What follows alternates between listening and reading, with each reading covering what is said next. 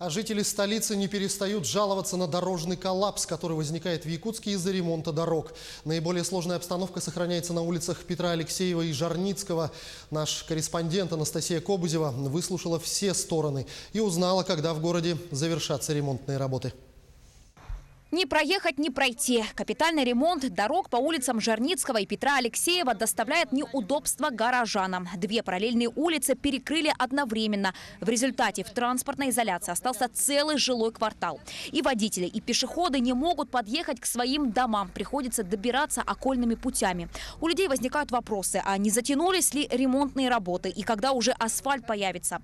Опасения горожан понятны, ведь совсем скоро начнется новый учебный год. А вы видели там дорогу, ту, которую делают? И Жарницкого, та, которая, получается, он там делается сейчас. Ну, как бы совершенно неудобно сейчас на машине проехать, а пешком более-менее нормально. Конечно, неудобно. Все там, вот сейчас закроется. Не подъехать, не пройти, ничего. Как может быть удобно? Люди пешком ходят. Сколько бабушка пришла, говорит, господи, когда дорогу сделают, пешком иду, говорит, такое расстояние по 2 остановки. Жарницкого закрыто, там даже, по-моему, ремонта нет, да? Не начали, по-моему. И тут, конечно, трудно будет. Опасения горожан разделяют и активисты Общероссийского народного фронта. Они считают, что рабочие бригады явно отстают от графиков. Ну, в целом, можно обратить внимание на пословицу «бери ношу по себе, чтобы не падать при ходьбе». Если один подрядчик берет на себя сразу 3-4 объекта и при этом делает только один, а остальные просто раскопал, то это, наверное, не совсем хозяйский подход.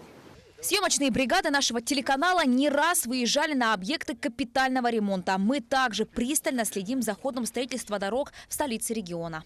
Ровно 2 недели назад наша съемочная группа приезжала на участок дороги от улицы Пирогова до Семена Данилова. Тогда рабочая бригада делала бордюры. И, как мы видим, спустя такой большой промежуток времени, это все, что им удалось сделать.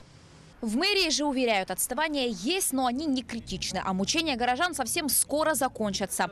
В сентябре начнут укладку асфальта, сразу после нанесут разметку. В октябре будут устанавливать дорожные знаки, а пока придется потерпеть. По Жарницкому мы планируем уже с начала сентября, в первых числах сентября уже начать работы. Ну и по Петра Алексеева параллельно все эти работы будут идти.